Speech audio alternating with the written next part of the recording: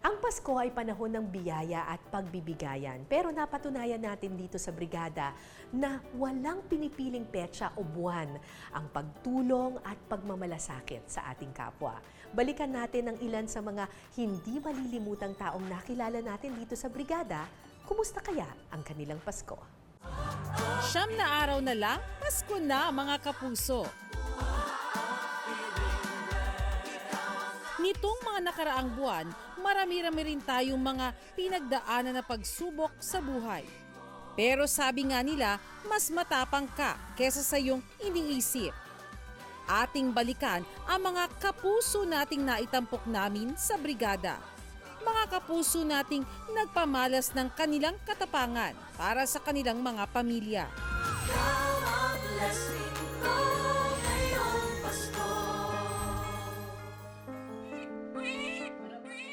Hulyo 7, 2023 nang ipinanganak ni Hana ang kanyang quadruplets. Noong una naming bisitahin ng mag-ina ay hindi pa nila nauuwi si Yana. Ligtas naman si baby Yana, pero kailangan munang magpalakas bago muling makasama ang kanyang mga kapatid. Makompleto na kaya sila ngayong Pasko?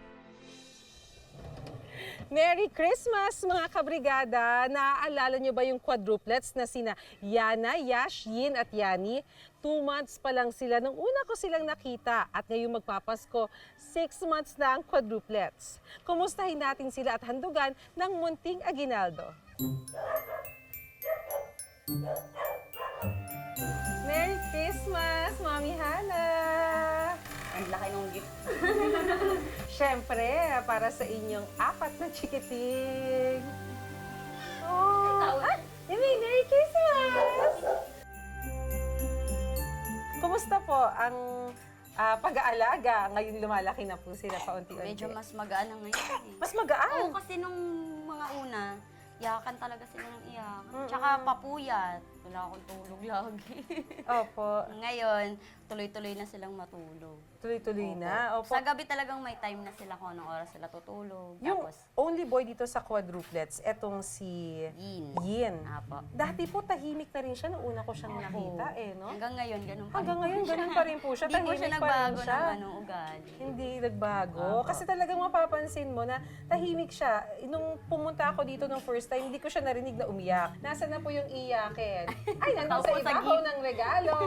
O si Yani po na iyakin, na parang mayat-mayang iyak dati. Iyak. Kumusta na po ngayon? Iyakin pa rin po ba? Iyakin pa rin po. Iyakin pa rin siya? May mga mood na siya na lalaro na lang siya. Okay, pero ngayon mukhang good mood si Yani, ha? Good mood siya. Tapos, eto naman po, si Yash. Apo. Hi, Yash! Hello! Ano naman po mga pagbabago po kay Yash?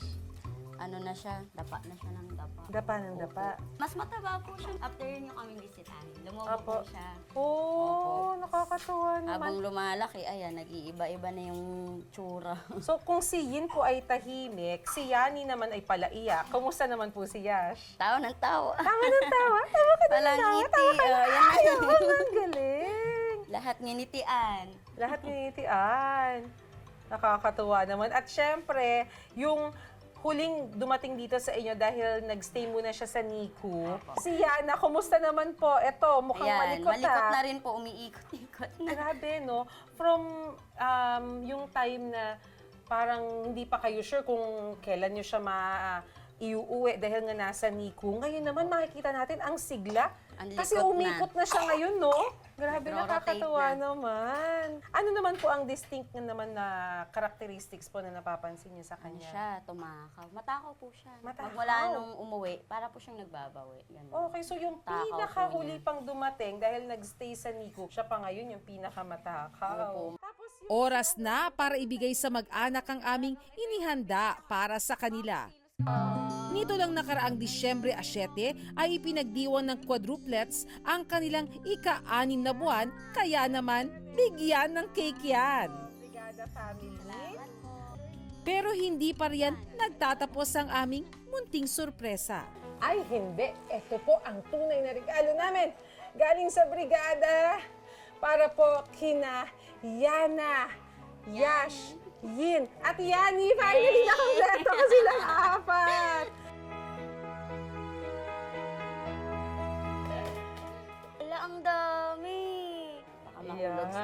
syempre, ang tunay na gift ni na Mommy and Daddy ngayong Pasko ay syempre ang kanilang quadruplets. Yan. Merry Christmas po sa inyo.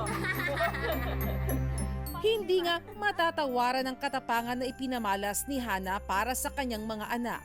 Maging ng quadruplets mismo na nagpakita ng katatagan at lumaban para mabuhay. Isa lang ang hiling ni Hana para sa kanyang ×4 na biyaya.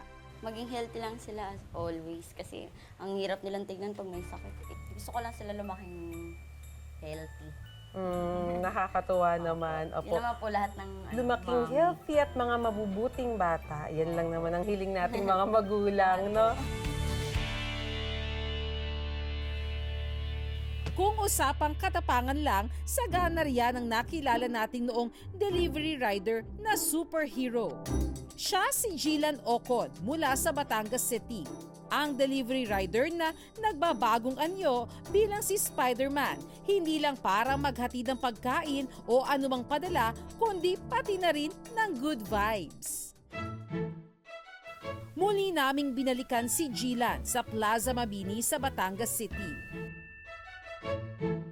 Kinamusta rin namin ang naging buhay niya pagkatapos naming maitampok ang kanyang kwento sa brigada. Maraming nabuksan po na opportunity na pwede ko pa palang masaklaw ba. Kumbaga, nakita ko yung pagko-cosplay ko is pwedeng pagkakitaan like sa cosplay busking na tinatawag sa Baguio Session Road. Nakilala yung aming profession as a busker na tinatawag, which is we try to normalize it here in Batangas. This busking is an art. Any kind of art, pagkanta, pagdi-display ng talent. This is a profession and we are serious about it. And as long as nakakapagpasaya kami ng mga bata, nakaka-appreciate ng ginagawa namin, we will continue to do it. At pinapalago ko pa ang cosplay. Maliban sa pagde-deliver, pinasok na rin ni Gina ng mundo ng pagbabasking o pagpe-perform sa pampublikong lugar para sa mga interesadong magbigay ng kahit maliit na halaga. Itinatag niya ang kanyang grupo na Cosplay Batangas at kasalukuyang may 10 miyembro. Nagsimula ang grupo Nobyembre nung nakaraang taon. Mula sa mga mall hanggang sa mga event at fiesta, patok na patok sila lalo na sa mga bata at ngayong magpapasko pa. At habang nagbibigay kasiyahan si Jilan at ang kanyang grupo sa mga bata, siya naman ang naisip naming pasayahin dahil talaga namang deserve.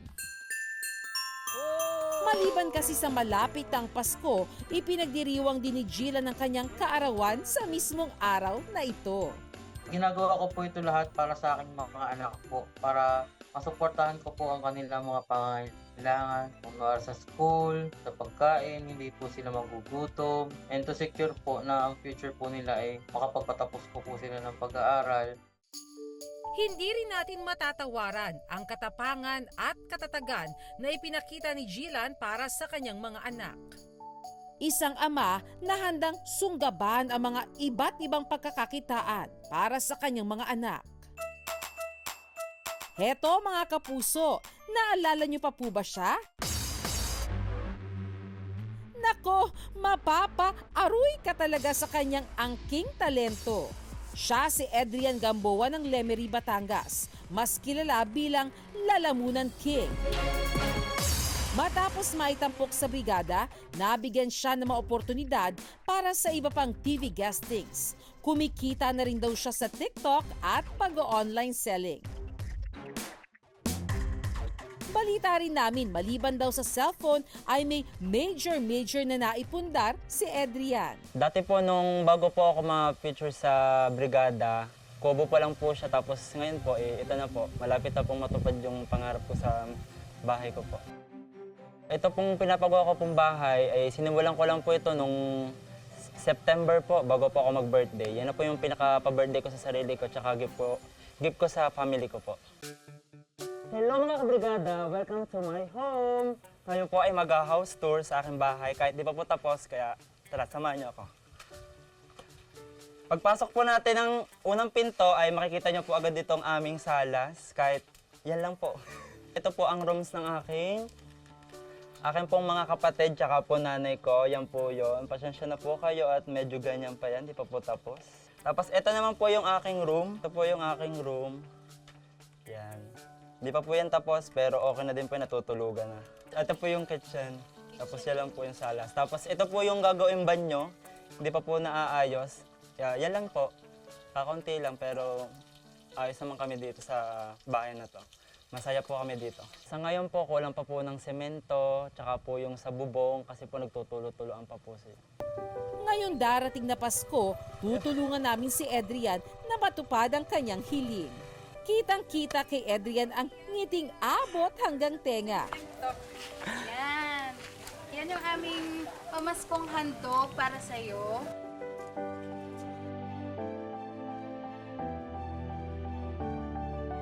Ang una ko pong gagawin ko po dito ay papaplorin ko po dito sa bahay, tsaka po finish para po matulog na din po kahit paano. Adrian, deserve mo yan! Iba't ibang klase ng katapangan na naipamalas ng ating mga kapuso. Ina, ama, anak. Anumang mga pagsubok sa buhay, matumba, matalisod o madapaman, hindi magpapatalo't patuloy na babangon at lalaban. Ako si Bernadette Reyes, kasama sa iisang brigada.